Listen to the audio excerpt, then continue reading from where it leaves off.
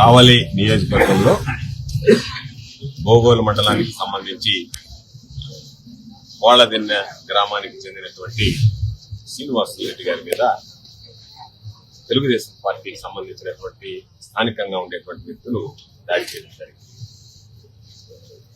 అయితే తెలుగుదేశం ప్రభుత్వం అధికారంలోకి వచ్చినప్పటి నుంచి అభివృద్ధి సంక్షేమాన్ని విస్మరించి బాహాటంగా మాది రాజకీయ పరిపాలన, రెడ్ బుక్ రాజ్యాంగం కాబట్టి కక్ష సాధింపులే మాకు ముఖ్యం అని చెప్పి చంద్రబాబు నాయుడు కుమారుడు లోకేష్ మాట్లాడుతూ ఈరోజు విచ్చలవిడిగా వైఎస్ఆర్ కాంగ్రెస్ పార్టీ శ్రేణుల మీద దాడులు చేయడం, కక్ష సాధింపులకు పాల్పడడం అనేటువంటిది నిత్యకృత్యంగా ఆనవాయితీగా మారిపోయినటువంటి దౌర్భాగ్యం.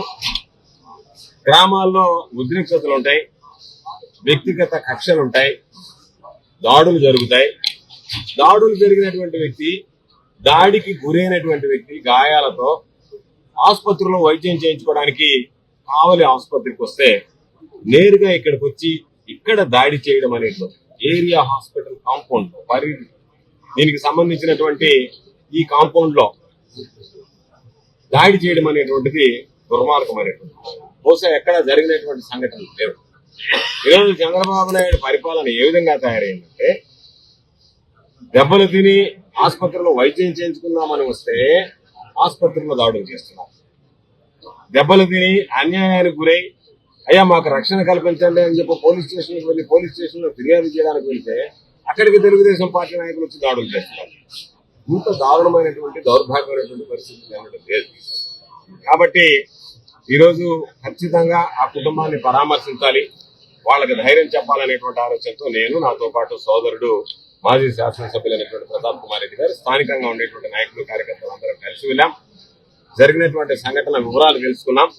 పాపం ఆ శ్రీనివాసరెడ్డి దంపతులు చెప్తూ ఉంటే కళ్ళెంబడి నీళ్లు వచ్చేటువంటి పరిస్థితి. ఎంత దయనీయంగా వాళ్ళ పాపం 7 మాసాలు ఎంత దయనీయమైనటువంటి జీవితాన్ని గడిపారు.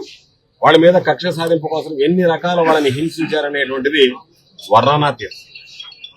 అంటే అధికారం ఎవ్వరికీ శాశ్వతం కాదు. 2000 పనులు, మీరు చేసేటువంటి కార్యాలు, ఈ రోజు మీరు చేస్తున్నటువంటి ప్రత్యేకించి పోలీసులు చేస్తున్నటువంటి పాపాలు రేపటి మీ పాలిట శాపాలుగా మారబోతున్నాయి. ఈ శాసనసభ్యులు, ఈ పార్లమెంట్ సభ్యులు, ఈ మంత్రులు, ఈ ముఖ్యమంత్రి ఎవ్వరు మీ దగ్గర కూడా రారు.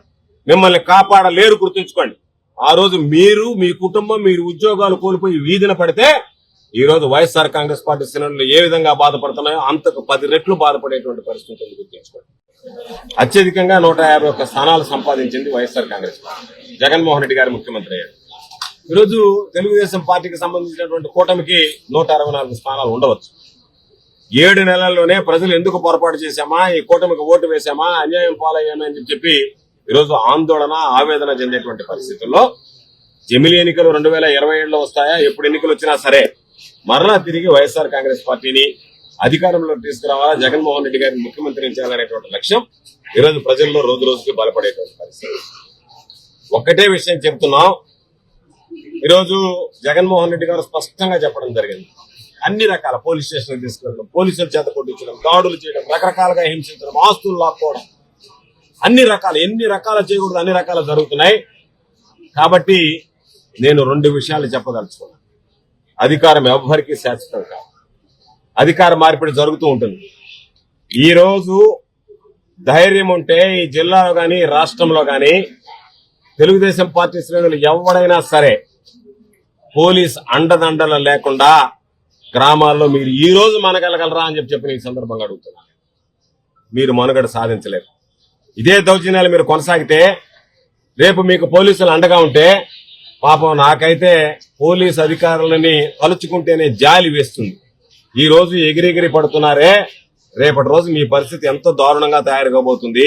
మీరు ఎన్ని ఇబ్బందులు, ఈ రోజు ఎన్ని కుటుంబాలు, నేను మరలా చెప్తున్నా, ఈ రోజు ఎన్ని కుటుంబాలనైతే మీరు వైఎస్ఆర్ కాంగ్రెస్ పార్టీ సానుభూతి పరులు, వైఎస్ఆర్ కాంగ్రెస్ పార్టీకి సంబంధించినటువంటి కుటుంబాలను గోడు అనిపించారో తెలుగుదేశం పార్టీ నాయకులను వదిలిపెట్టాం, వాళ్ళని రెచ్చగొట్టి ఇబ్బంది పెట్టినటువంటి వాళ్ళని విడిచిపెట్టాం, వాళ్ళకి అండగా ఉన్నటువంటి పోలీసు అధికారులను విడిచిపెట్టేది ఉండదనేటువంటి సందర్భంగా తెలియజేస్తున్నాను. ఇప్పటికైనా పోలీసు అధికారులు కళ్ళు తెలిచి ఎస్పీ గారితో మాట్లాడాం, ఈ విషయం చెప్పాం.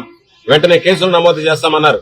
ఈరోజు చూస్తే దాడి చేసినటువంటి వాళ్ళు 2, దాడి చేయించుకున్నటువంటి వాళ్ళ మీద 8 మంది మీరు కేసులు బనాయించి వాళ్ళు వెంటనే రాచ మర్యాదలతో వాళ్ళని బయటకు పంపించి పాపం దెబ్బలు తిన్నటువంటి వాళ్ళని రాత్రి దాకా పోలీస్ స్టేషన్ లో పెట్టి మరలా ఇక్కడ జరిగినటువంటి దానికి ఇక్కడ కావాలో ఇంకొక కేసు కడతామని చెప్పి ఈ బెదిరింపులు అనేటువంటివి పోలీసుల అండతో పోలీసులను అడ్డు పెట్టుకుని ఈ ప్రభుత్వం మనుగడ సాధించగలమని చెప్పి అనుకోవడం పొరపాటు.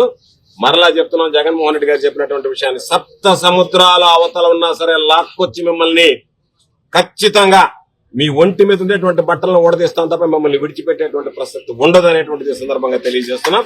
ఖచ్చితంగా మీరు దీనికి భారీ మూల్యం చెల్లించుకోవడానికి సిద్ధంగా ఉండండి. ఎందుకంటే మేమేమి ఆవేశంతో ఆవేదనతో మాట్లాడటం లేదు, ఆలోచన చేసి మాట్లాడుతున్నాం.